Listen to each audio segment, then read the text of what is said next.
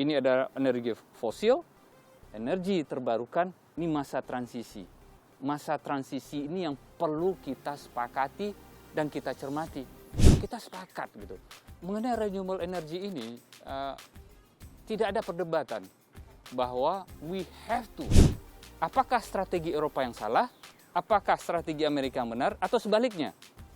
Ini menjadi topik bahasan kita hari ini.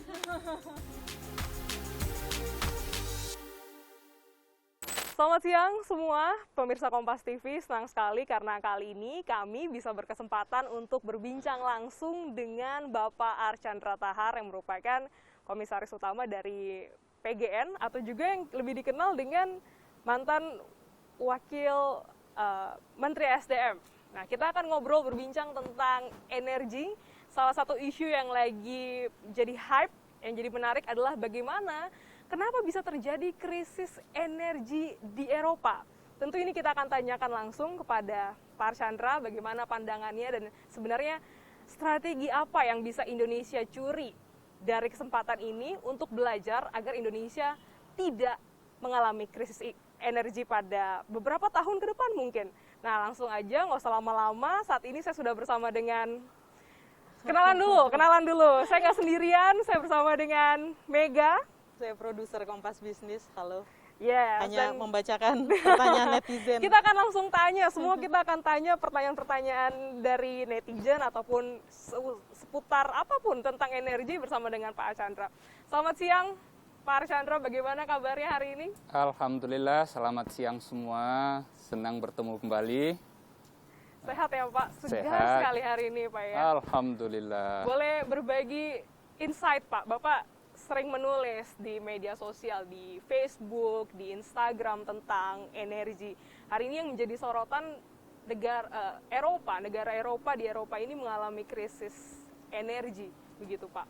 Di Eropa juga sebenarnya kan kita tahu mereka concern dengan energi terbarukan. Apakah ini sebenarnya tidak terprediksi bahwa akan ada krisis energi yang terjadi di negara mereka, Pak? Sebelum kita bicara tentang krisis di Eropa, izinkan saya untuk mengamati dua mainstream strategi antara Eropa dan Amerika. Ya. Amerika mengambil strategi lain, ya. Sementara Eropa juga membuat strategi yang berbeda. Ya. Apa strateginya?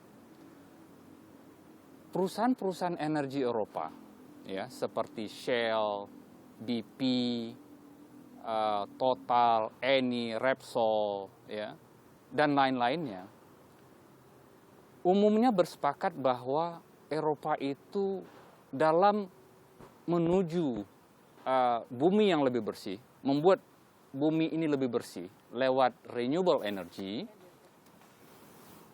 itu mereka langsung mendiversifikasi usaha atau bisnisnya mereka dari fossil fuel ke renewable energy. Loncat. Ya. Kalau selama ini mereka berbisnis di oil and gas, maka targetnya adalah besaran volume bisnis mereka tersebut itu langsung sebesar-besarnya ke renewable energy. Apa jenis renewable-nya? Bisa angin, bisa matahari, dan lain-lain. Ini strateginya Eropa, namanya diversifikasi usaha. Usaha ini diversifikasi. Bagaimana dengan Amerika? Amerika mengatakan, saya tidak mau melakukan diversifikasi usaha. Kami tetap berbisnis di oil and gas. Chevron misalnya, Exxon, atau ConocoPhillips, kelihatannya mereka mengatakan, kami akan tetap berbisnis di oil and gas, di fossil fuel, di fossil energy. Tapi kami akan menggunakan teknologi untuk mengurangi impact emisi gas buang, ya, yang merusak bumi kita. Yang intinya nanti benar ke renewable energy, tapi bisnis inti kami yang masih dibutuhkan oleh masyarakat dunia, which is oil and gas, itu tetap kami pertahankan. Kalau ada impact negatifnya, akan kami kurangi lewat teknologi. Jadi dua mainstream ini. Satu tetap berbisnis, tapi melakukan usaha untuk mengurangi impact-nya, emisinya. Ini dinamakan dengan dekarbonisasi.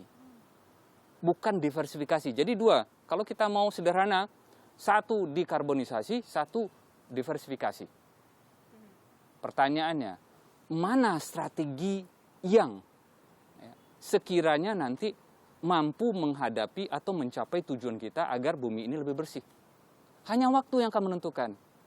Namun demikian, setelah ini berjalan beberapa lama, kita sekarang berada pada posisi Eropa mengalami krisis energi. Apakah strategi Eropa yang salah? Apakah strategi Amerika yang benar? Atau sebaliknya? Ini menjadi topik bahasan kita hari ini. Jadi pertanyaannya, ini tujuannya sama? Tujuannya sama. Hijau, strateginya yang berbeda. Pertanyaan netizen nih Pak. Iya. Indonesia posisinya, karena kan IBT kita kan juga di belakang Eropa ya, maksudnya tidak terlalu jauh lah pemanfaatan energi terbarukannya kan. Tetapi fosil juga Tetap masih, digunakan. iya. Apa sih pelajaran apa yang bisa diambil Indonesia agar kondisi di Eropa tidak terjadi di sini? Nah, kita lihat dulu ini. Berapa persen sih energi mix Eropa yang berasal dari renewable? Baru 14. Selama ini kita mikir kalau Eropa itu otomatis sebagian besar adalah renewable. Ternyata tidak. 14%. Hanya 14% energi mix Eropa yang berasal dari renewable. Ini data dari International Energy Agency, ya, mengatakan 14%.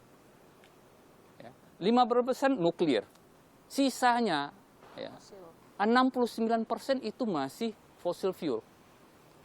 Kalau 69% masih fossil fuel, dan ternyata sekarang mereka mengalami sebuah kejadian yang luar biasa, maka untuk itu apa sih strategi yang tepat? Apakah strategi Eropa, apa strategi Amerika? Ini menjadi pertanyaan kita semua. Adakah jawaban yang bulletproof? Artinya jawaban yang selalu benar. Tidak ada yang jawaban tunggal itu. Nah, untuk itu, mari kita pikirkan kalau ujungnya itu adalah menjadikan bumi yang lebih sehat, ya, lingkungan yang lebih bersih, maka harus ada strategi transisi. Sebelum, ya, kita masuk ke fase di mana energi terbarukan porsinya jauh lebih besar. Ini ada energi fosil, energi terbarukan, ini masa transisi. Masa transisi ini yang perlu kita sepakati dan kita cermati.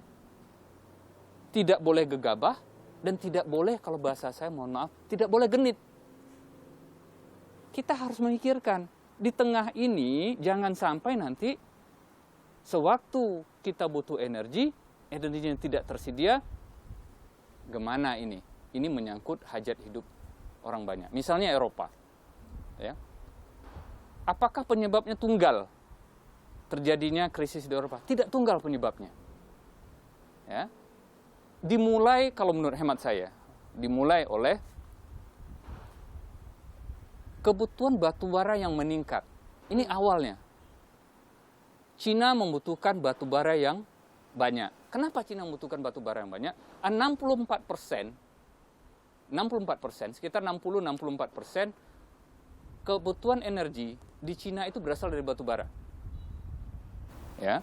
Nah, kalau 64% batu bara dari Cina, sementara kebutuhan itu datang salah satunya negara produsen adalah Indonesia, Rusia, Australia.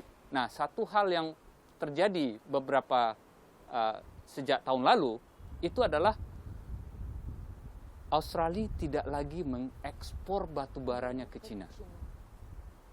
Artinya apa? Ada kebutuhan batu bara di Cina di mana suplainya terganggu dari Australia. Itu satu persoalan.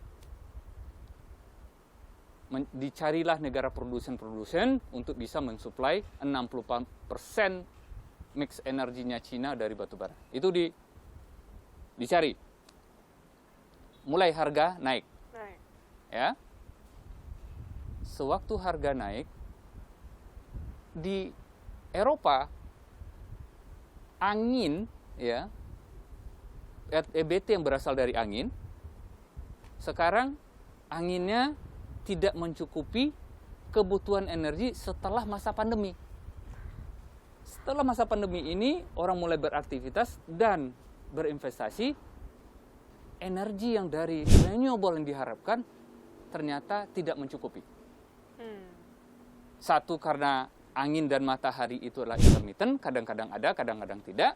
Yang kedua, di Eropa, kebetulan tahun 2021 ini banyak yang overhaul, maintenance. Jadwal Terjadwal maintenance-nya bahwa 2021 ini turbin-turbin angin harus di-maintain. Artinya apa? Dia off. Kekurangan listrik lah. Ya. Kalau kurang berarti ya udah. Apa yang bisa hidup secara cepat sekarang? Batu bara. Eropa mencari batu bara. Artinya apa? Kompetisi dengan Cina. Sewaktu dia berkompetisi dengan Cina, inilah mulai harga naik. Pelang. Kenapa harga naik? Suplai batu bara tidak bisa serta-merta, ya. Tambang-tambang yang selama pandemi itu banyak yang terbengkalai dan tidak dioperasikan, dan peralatan sudah kemana, tidak bisa, sekian nanti kita langsung berproduksi lagi, nggak bisa. Perlu waktu, lagging, untuk menaikkan produksi. Nah, sewaktu dia lagging menaikkan produksi, sementara energi dibutuhkan oleh Eropa, disitulah terjadi resonansi, batu bara naik. Sewaktu batu bara naik, Eropa juga melihat, kalau gitu kita menggunakan gas yang mungkin bisa lebih murah. Ya. Tipis dengan batu bara ya kalau gas begitu, Pak? Iya. Jadi ada pembangkit-pembangkit gas mereka yang bisa digunakan. Dan juga gas bisa digunakan untuk pemanas. Ya, pemanas dari gas. Mereka cari gas. Karena Eropa mengatakan bahwa investasi untuk fosil itu sebisa mungkin sudah tidak ada lagi, lapangan-lapangan gas mereka yang di Laut Utara yang mensuplai gas ke Inggris dan daratan Eropa sekarang juga menurun. Kalau gas dari pipa menurun, yang kedua, gas yang diharapkan dari Rusia, pipa gas Nord Stream 2 yang harusnya selesai tahun ini agak delay. Ya, persoalan politik dan lain-lain. Gas yang diharapkan bisa menjadi pemanas di saat winter ini, sekarang pipanya belum bisa digunakan. Gas yang dari utara juga berkurang karena investasi berkurang.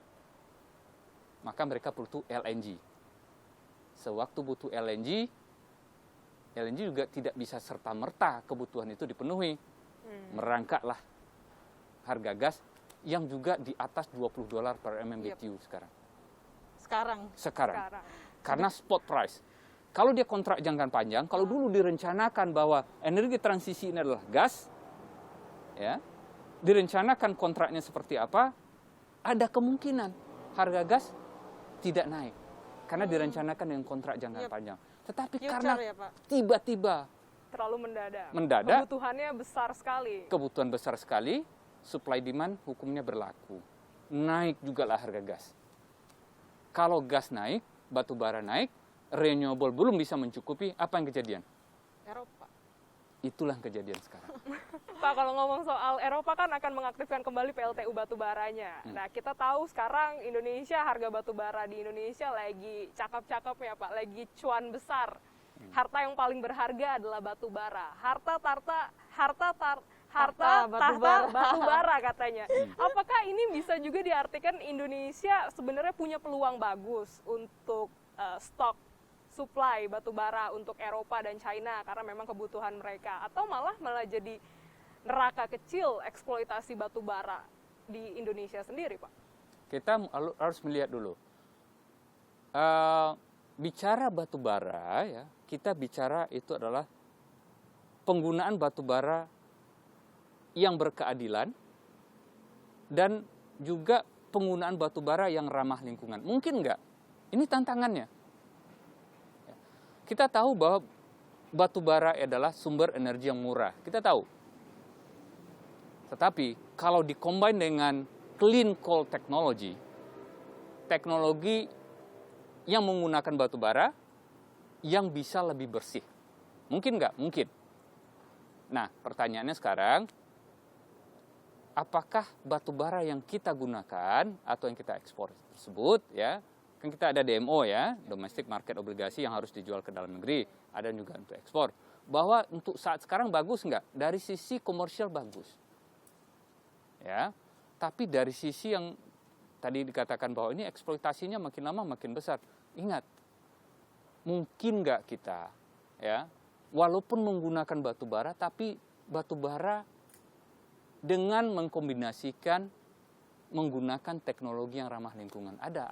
Mungkin. Di Mungkin. Indonesia. Mungkin di Kalau di Indonesia juga Indonesia. mungkin. Ya. Bagaimana, Pak? Apa teknologinya? Nah, misalnya ya, clean con technology. Salah satunya adalah menggunakan apa yang dinamakan dengan ultra supercritical, ya, pulverized coal, ya, dengan temperatur yang lebih tinggi dibakar batu bara tersebut, ya, CO2 yang dikeluarkan, ya, dan apa NOx, SOx, heavy particle yang mereka keluarkan yang merusak bumi kita ini, itu bisa dikurangi. Tapi kapetnya lebih mahal. Capital expenditure untuk membangun ultra supercritical itu lebih mahal. Itu salah satu usaha teknologi. Belanja modalnya lebih mahal karena harus masang alat. Oke. Ya. Kemudian apalagi yang kedua, kita bisa melakukan carbon capture storage, CCS. Atau kadang-kadang orang bilang CCUS. U-nya itu utilisasi, digunakan. Kalau enggak di carbon di capture, kemudian disimpan ke dalam perut bumi. Atau disimpan di laut dalam. Itu bisa. Ada cost-nya. Berapa banyak cost-nya?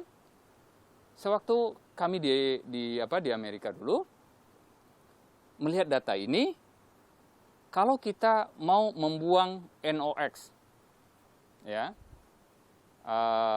membuang SOx, membuang heavy particle, paling tidak cost-nya untuk masing-masing ini 1 sen per kilowatt hour. Jadi kalau 3 yang kita buang, 3 sen per kilowatt hour. Kalau kita juga mengcapture CO2-nya, maka cost-nya 5 sen per kilowatt hour. 5 sen itu artinya ongkos listrik kita bisa bertambah Rp700 per kilowatt hour. Jadi menggunakan teknologi ada cost-nya. Ya, yang pada akhirnya itu akan berpengaruh ke end user juga nggak sih, Pak? Akan berpengaruh ke end user. Jadi kalau dikatakan gimana kalau kita nggak menggunakan batu bara lagi? Boleh. Ya. Atau kita gunakan batu bara, itulah strategi Amerika.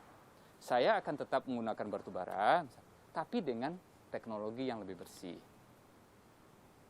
Atau strategi Eropa, saya tinggalkan semua, saya langsung ke renewable energy. Kelihatan beda strateginya. Mana yang lebih memberikan impact kepada bumi kita ini, hanya waktu yang akan membuktikan nanti.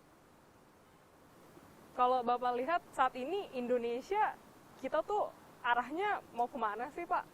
Kalau memang mempersiapkan caranya Amerika gitu ya, ya udah. Kalau caranya Eropa, apakah perlu ada transisi yang kita mau siapin juga? Indonesia tuh cocoknya pola yang semana? Indonesia maksudnya. Dengan pola yang Indonesia nih unik begini loh, gitu. Nah, sekarang kita bicara, ini dua mainstream ini, ya. Kalau kita bicara secara kedekatan ya, Eropa jauh, Amerika jauh, mereka adalah negara kontinen, ya, dua-duanya kontinen ya. Kita adalah negara kepulauan, ya. Gimana strategi energi kita ke depan? Ya disesuaikan dengan geografi kita yang negara kepulauan, ya. Silahkan belajar bagaimana strategi Australia. Ada lagi Ada lagi. Pemain lagi nih, Lain Eropa, Amerika, Australia. Gimana strateginya China? Ya, coba kita lihat ya. Emisi gas buang terbesar di dunia itu, 3 besar itu adalah China, India, Amerika. China, India. Bagaimana mereka membuat strategi penggunaan sumber daya alam mereka? Mereka punya sumber daya alam, ya. Persamaan antara Australia dan Amerika, mereka kaya akan sumber daya alam dan kaya akan sumber daya manusia. Ya. Bagaimana dengan kita?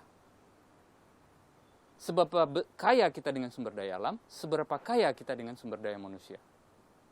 ini harus menjadi titik mulai kita dalam melihat strategi energi transisi kita ke depan sebelum menuju kepada pure renewable energy.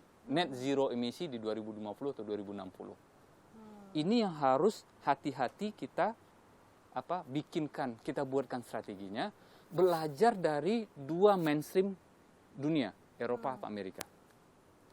Dua-duanya kontinen, kita adalah kepulauan. Archipelago.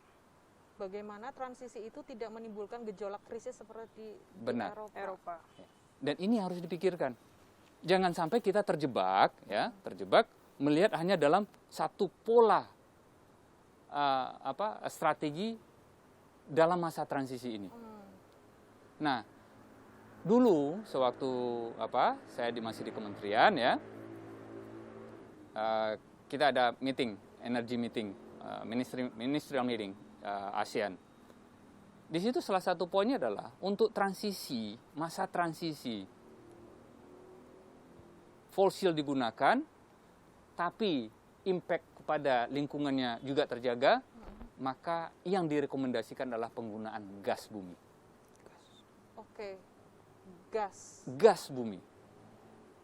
Ini menarik, Pak. Tetapi pertanyaan basicnya, seberapa besar sih cadangan gas yang dipunyai Indonesia? Seperti itu apa? Maksudnya jangan sampai ketika kita memakai gas untuk energi kehidupan sehari-hari, jangan sampai juga defisit kurang yang pada akhirnya impor juga gitu loh, Pak. Ini gimana? Maksudnya ini koreksi kami ketika, maksudnya kalau logika kami juga salah seperti itu, Pak Archandra. Nah, kita harus membedakan dulu gas ini ya.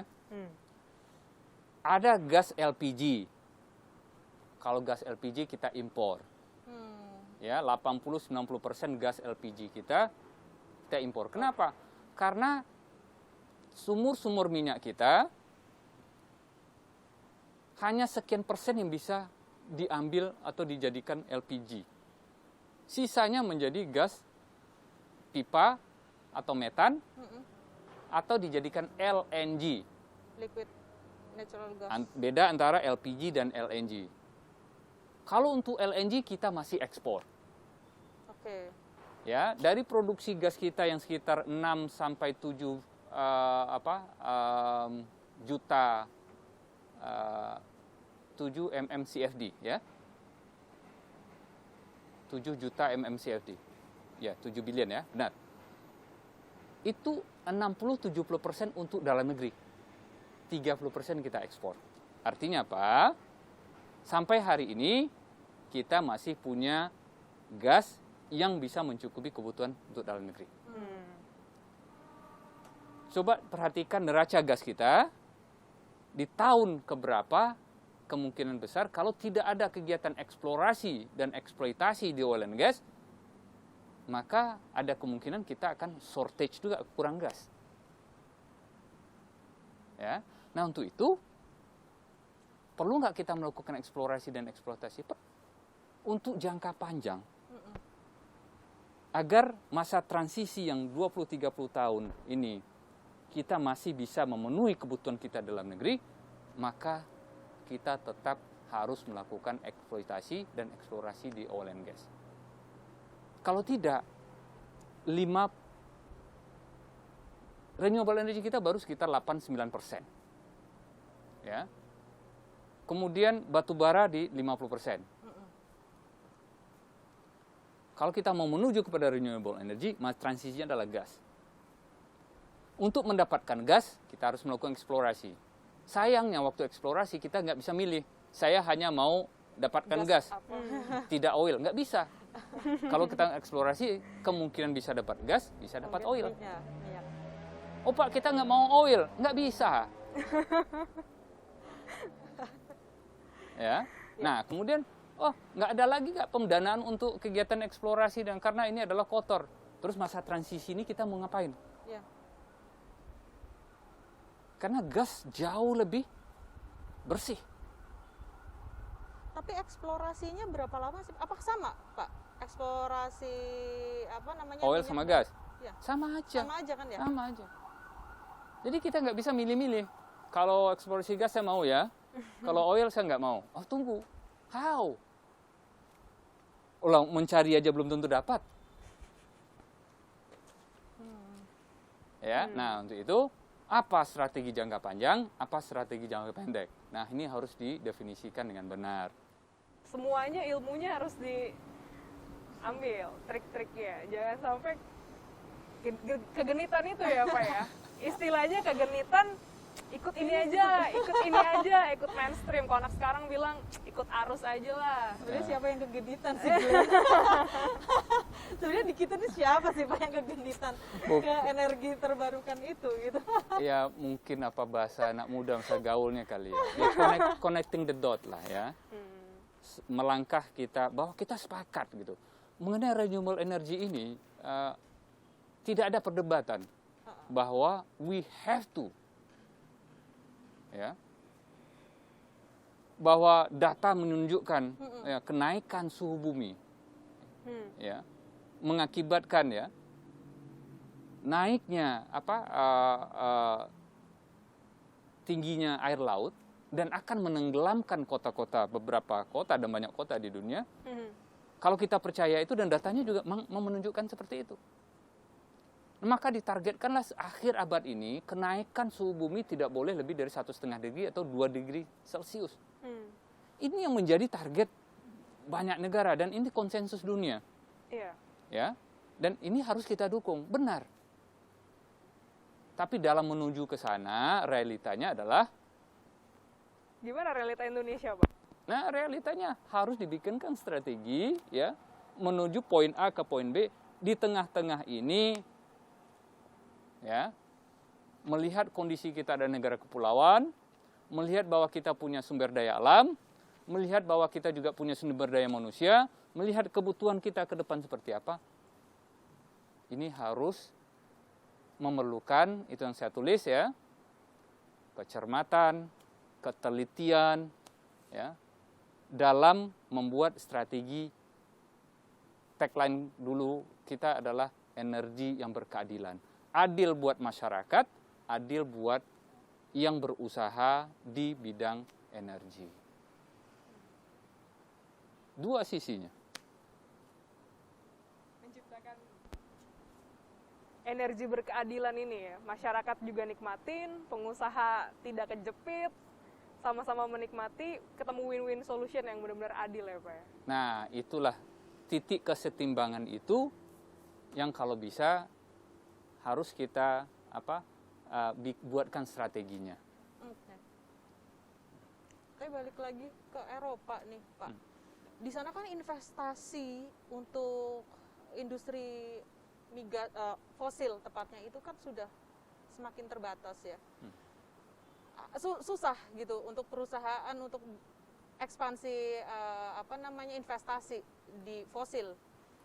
Apakah Indonesia bisa mengambil alih itu dengan yang kita miliki? Kalau kita bicara tentang strategi tadi di awal ya, perusahaan-perusahaan minyak dunia yang di Eropa ya, memang benar. European Bank mengatakan saya nggak mau lagi membiayai untuk pendanaan di fossil fuel atau fossil energy. Clear mereka mengatakan.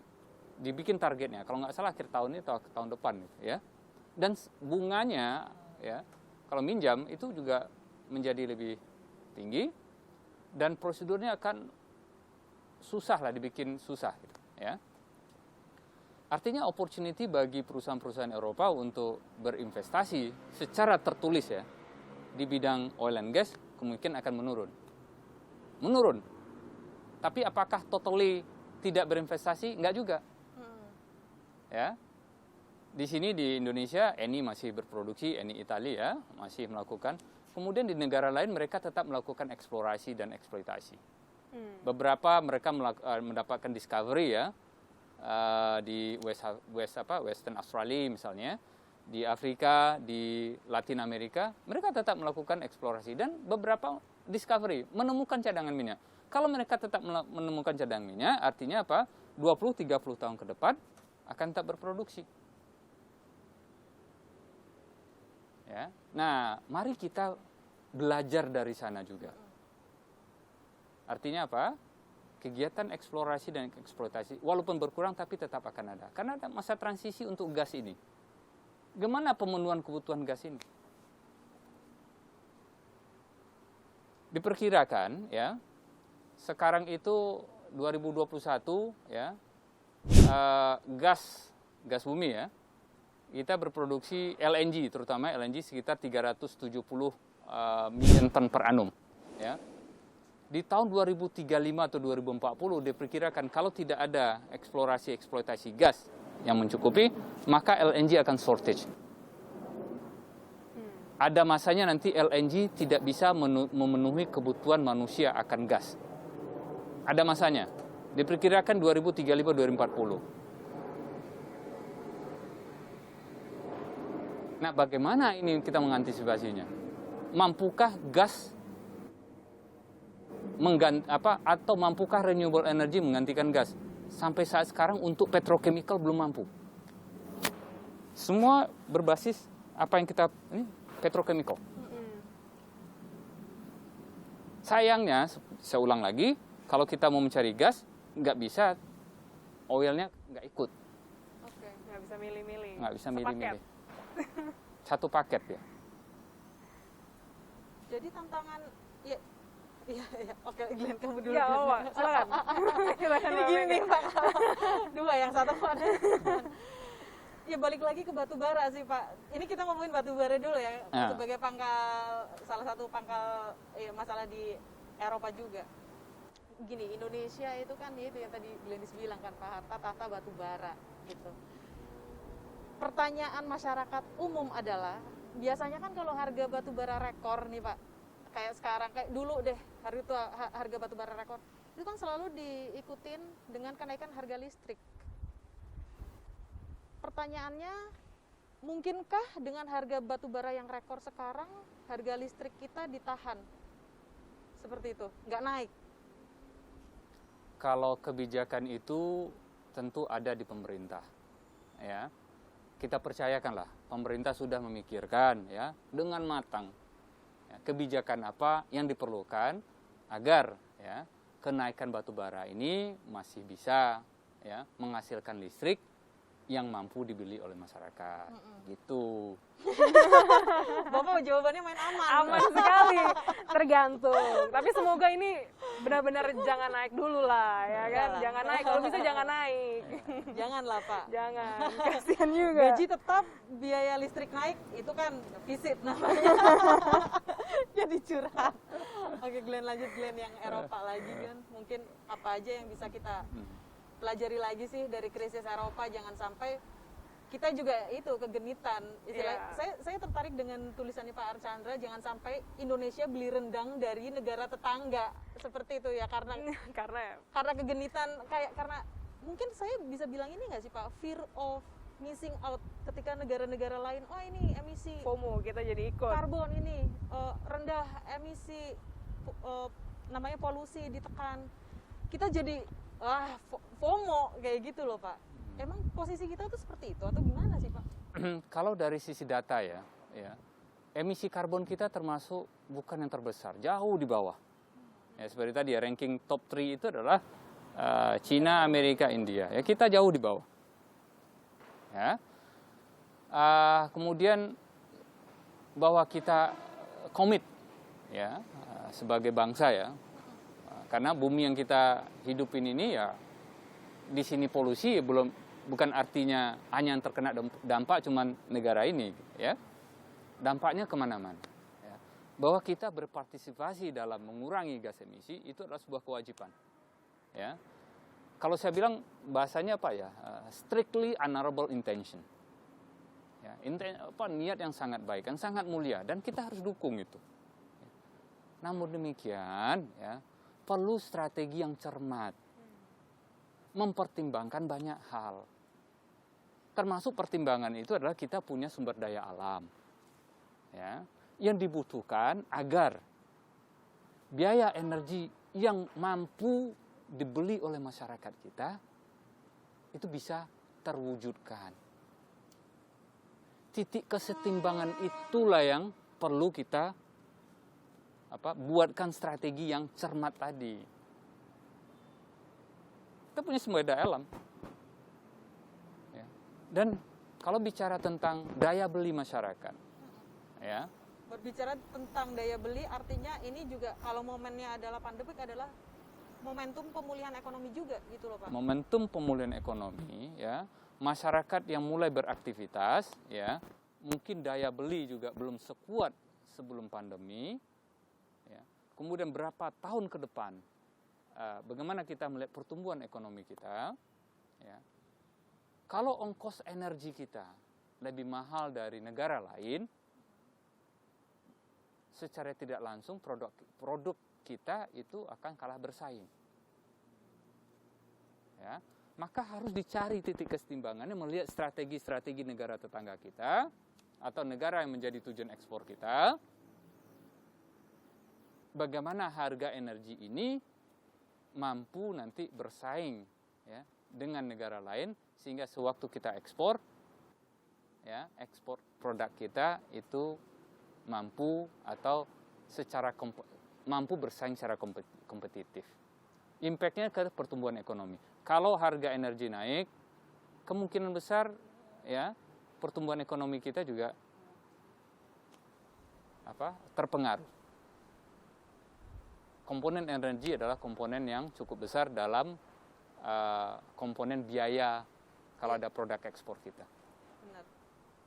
Ini harus dipikirkan. Wah, udah harus disiapin dari sekarang melihat Eropa begitu bergejolak, jangan sampai kita telat ngambil strateginya mungkin tepat, tapi waktunya, timingnya telat juga bakal jadi PR besar sekali ya Pak. Rakyat harus menanggung biaya premium cost yang mahal itu kalau kita ngomong timing Pak. Iya, waktu contohnya sekarang udah mulai musim dingin, itu waktu. Ternyata terjadi schedule maintenance, yes. Itu waktu. Ada lagi waktu satu lagi. Loh, kenapa saatnya Australia tidak ekspor batubara ke Cina, ya, terganggu? Ini waktu juga eventsnya. Nah, kalau misalnya nggak ada batubara, masih lancar-lancar aja, ya. Kemudian renewable energy, anginnya segala macam di Eropa masih cukup. Kalau kita bicara if, ya, maka kemungkinan besar ya kita bisa melewati masa-masa setelah pandemi ini dengan baik. Yang kejadian adalah mix-nya nggak pas. Ya, kejadian-kejadian yang saling berhubungan ternyata nggak pas terjadinya. Nah, biasanya krisis seperti itu. Makanya terjadi krisis. Nah, supaya nggak krisis harus belajar. Ada pepatah bilang, belajarlah dari pengalaman, ya kan, bijak. Lebih bijak lagi belajar dari pengalaman orang lain ya Pak ya. Belajar dari negara Eropa supaya ya kita udah bisa menjadi warning lah Indonesia untuk hati-hati nih gimana energi kita, energi terbarukan kita, fosil kita siap nggak? Bahkan energi transisi kita udah ready atau belum, strateginya seperti apa, waktunya kapan, dan timeline harus sampai kapan ini dikerjakan. Ini boleh, pertanyaan terakhir Pak? Ya. Boleh. Tadi kan alternatifnya soal gas ya Pak. Kalau kita adopsi balik lagi ke Indonesia, oke, gas itu bisa jadi jalan pintas, jalan ninjanya Eropa lah. Tetapi balik lagi ke Indonesia, ketika kita tidak ingin terjadi dengan seperti yang ada di Eropa, gas adalah alternatifnya seperti itu. Pertanyaan satu, bagaimana sih infrastruktur gas di Indonesia? Satu, apakah sudah merata? Kedua, ya setahu kami harga gas untuk ini kita tidak hanya bicara tentang harga gas untuk rakyat ya Pak, tetapi harga gas industri juga banyak yang masih teriak seperti itu loh Pak. Oke. Gamenya, ya, tantangannya gas itu adalah infrastruktur. Ya. Kalau beda gas dengan oil, kalau kita memproduksikan oil, kemungkinan besar pada saat itu kita bisa jual, cari pembelinya. Kalau gas enggak. Kita produksikan gas, sebelum kita produksikan kita harus tahu nih pembelinya siapa, harga berapa, jumlahnya berapa, kalau bisa. Jadi ada bare minimum volume yang terserap sehingga lapangan migas tersebut bisa kita develop. Kalau untuk gas. Nah, setelah ada pembeli, kita juga harus mikirkan mentransportnya dengan apa. Apakah kita transport lewat pipa gas, atau kita jadikan LNG, dilikuidkan, kemudian kita bawa lewat kapal, kemudian digaskan kembali di mana gas tersebut dibutuhkan. Nah, untuk mentransport, untuk menjadikan LNG itu adalah infrastruktur. Harus dibikin plan-nya. Ya, pabriknya lah untuk jadikan LNG. Setelah jadikan LNG, dibawa kapal, dan di mana dia dibutuhkan, di situ harus ada jetinya. Harus dirigaskan kembali, cost lagi. Beda dengan oil. Kalau oil, produksi, ambil, ekspor, atau ditaruh di kilang, selesai. Kalau gas enggak. Nah, pertanyaannya adalah kesiapan gas infrastruktur kita. Kalau investasi paling besar itu di gas itu berapa sih Pak untuk infrastrukturnya? Kita udah punya atau memang harus dari nol? Infrastruktur gas itu macam-macam. Ya, satu, infrastruktur pipa. Ya, kalau gasnya ada di Papua, industrinya ada di Kerawang, itu nggak bisa pakai pipa. Maka gasnya dijadikan LNG. Nah, LNG itu juga infrastruktur. Ya, membangun infrastruktur merubah gas menjadi LNG. Dari Papua, LNG-nya dibawa ke misalnya ke Jakarta. Di Jakarta, dia masih liquid, belum bisa digunain. Harus diubah jadi gas, maka harus ada regas facility. Atau LNG-nya ditaruh di tabung di mana di storage. Harus dibikin storage penampungannya. Ya. Jadi beberapa infrastrukturnya itu harus disiapkan. Mulai storage, regas, angkutan kapalnya, dijadikan LNG-nya, pipanya. Nah, semuanya harus bersamaan dalam melihat bahwa kita adalah negara kepulauan. Ya, negara lain kemana? Mungkin cukup kalau dia punya gas, mungkin cukup dengan pipa. Ya. Tapi karena kita kepulauan, pipa saja nggak cukup. Ya. Untuk itu diperlukan infrastruktur lain berupa membangun LNG plant. Kalau kita kan ada Pertagas ya, dampaknya kalau Pertagas ini gabung sama PGN, itu bakal kayak gimana Pak? Akan mempermudah investasi di infrastruktur ini nggak Pak? PGN Pertagas sudah masuk PGN. Iya, maksudnya dampaknya apa sih? Dampaknya alhamdulillah. Ya. Dari sisi strategi pengembangan infrastruktur sekarang menjadi sinergi. Ya. Dulu mungkin ada yang redundant. Ya. Sekarang karena sudah satu di subholding gas, maka sudah bersinergi dengan baik. Nah, kita berharap, bukan berharap lagi, memang tidak ada lagi redundancy dari sisi pembangunan infrastruktur gas. Nggak overlapping juga maksudnya Tidak ya Pak? overlapping. Iya. Nah, itu baik ininya. Pengaruhnya apa ke harga? Pengaruhnya ke harga adalah bahwa kalau tidak ada overlapping tentu efisiensi. Ya, lebih efisien kita menjalankan infrastruktur gas. Oke. Ya, dan konsumen juga bisa lebih happy juga. Itulah yang ditunggu kan sebenarnya inti dari semua konsumen Kemarin happy harga ya. gas rumah tangga naik, bukan Pak? Ini obrolan ini aja, obrolan warung kopi nih Pak. Gas. Kemarin tetangga saya itu dia memakai infrastruktur gas yang pipa-pipa itu Pak. Dia ngeluh Pak, harga gas rumah tangga naiknya 100% katanya. Enggak, ini obrolan warung kopi aja sih Pak. Rasanya belum ya. Harga gas rumah tangga belum naik kayaknya. Bukan yang tabung-tabung bukan sih Pak. Bukan. Iya, yang gas pipa kan ya? Iya. Rasanya belum. Belum. Oke. Nah, Oke. perlu dicek itu kalau ada yang naik ya. Nanti saya Oke. cek. Ya. Langsung dicek sama Pak Archandra. Teleponnya PGN.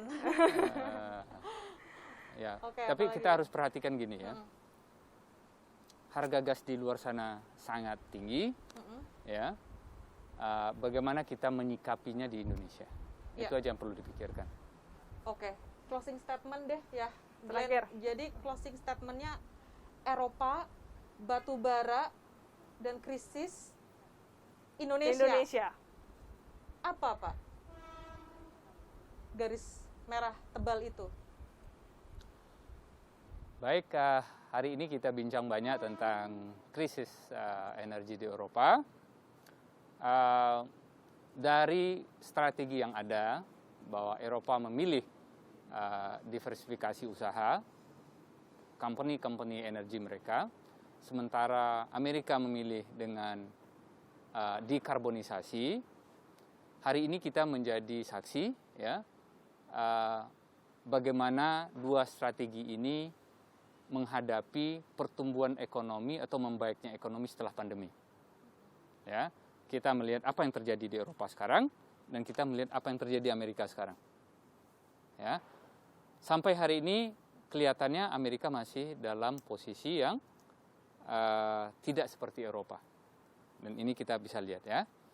Tapi yang mana dari dua strategi ini yang akan memberikan dampak yang lebih terhadap penyelamatan atau membuat bumi kita yang lebih bersih, hanya waktu yang akan menentukan nanti.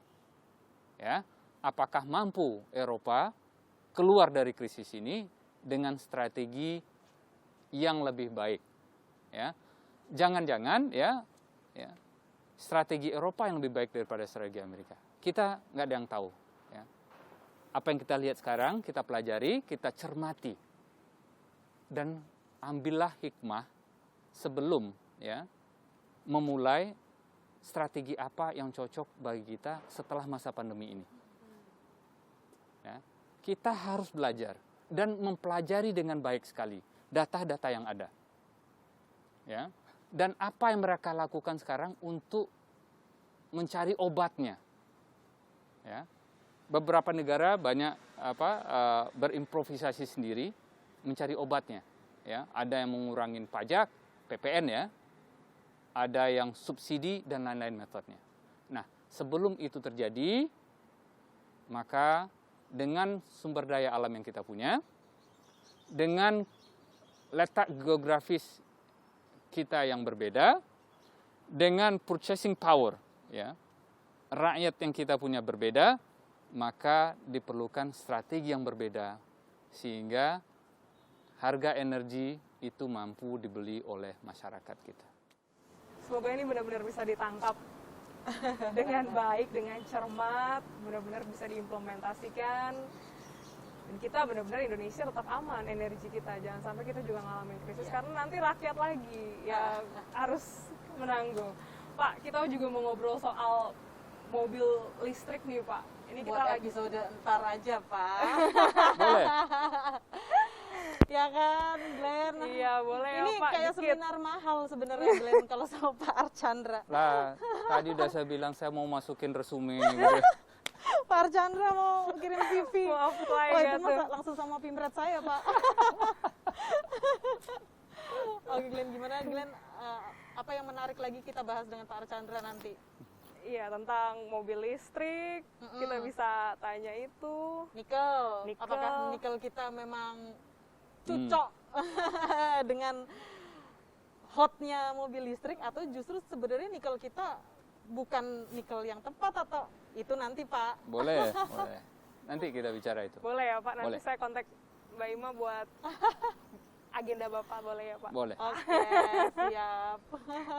Semoga hari ini bermanfaat, ya, Amin. memberikan insight, ya. Iya.